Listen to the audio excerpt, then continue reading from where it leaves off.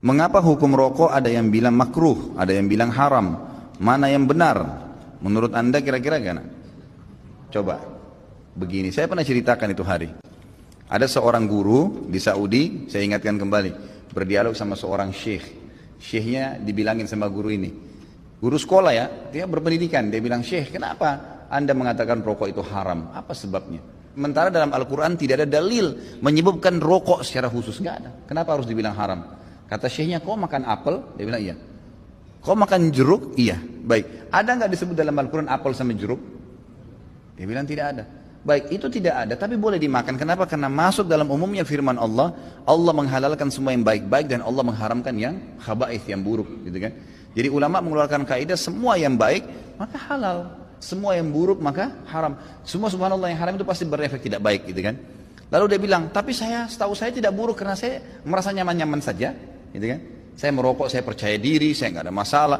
Ya orang mau mengatakan badan saya bau, baju saya bau, mulut saya bau, itu perkataan dia. Tapi saya merasa nyaman-nyaman saja, nggak ada masalah. Gitu kan? Berarti bisa saya katakan itu thayyibat, berarti baik ini buat saya. Dari mana tolok ukurnya ini baik atau buruk? Kata syekhnya, "Baik, kalau kamu mau lebih dalam lagi, sekarang saya tanya," kata syekh, "kalau kamu pulang ke rumah habis ngajar, kamu temukan istri kamu lagi pegang rokok, anak kamu lagi pegang rokok, kamu biarin atau kamu larang?" Kata gurunya ini, "Saya larang syekh." "Kenapa kamu larang?"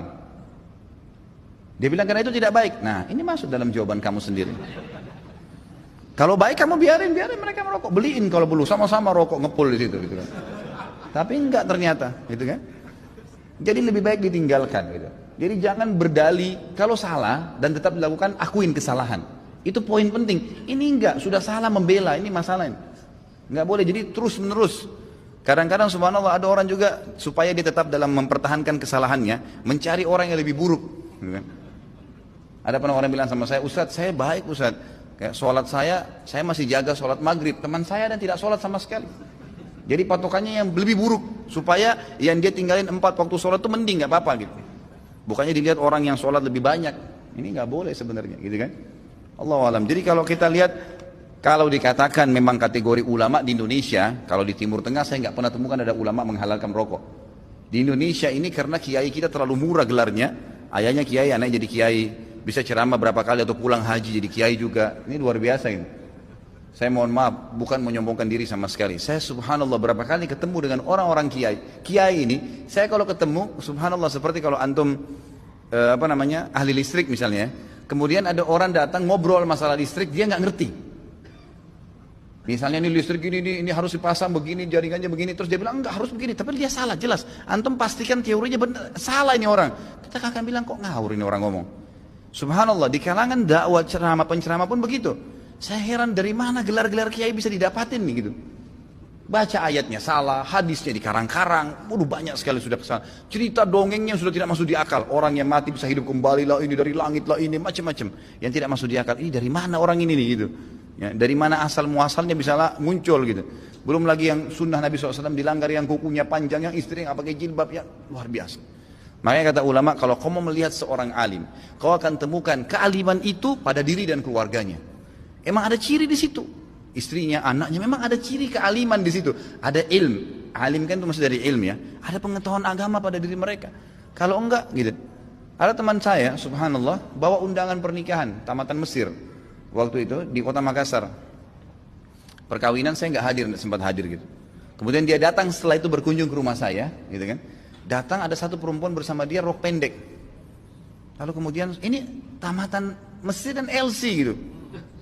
Jadi akhirnya saya ngobrol-ngobrol sama dia, ahlan akhi baik gini-gini. Saya tahunya selama ini orangnya, memang teman-teman ini semoga Allah berikan hidayah, malas sekali terjun di dakwah gitu.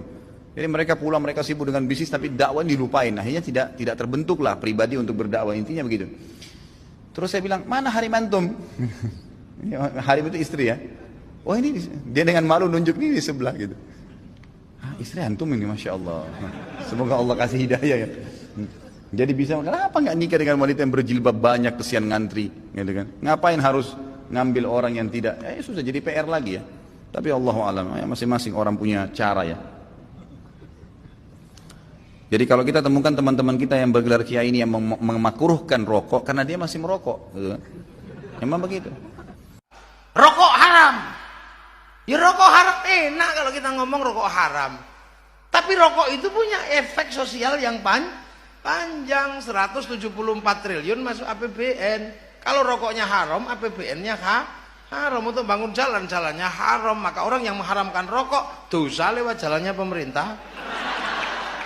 Loh, makanya ulama enak, makanya ikutlah ulama. Kenapa kamu nggak ngerokok? Kalau ngerokok pusing, Kiai.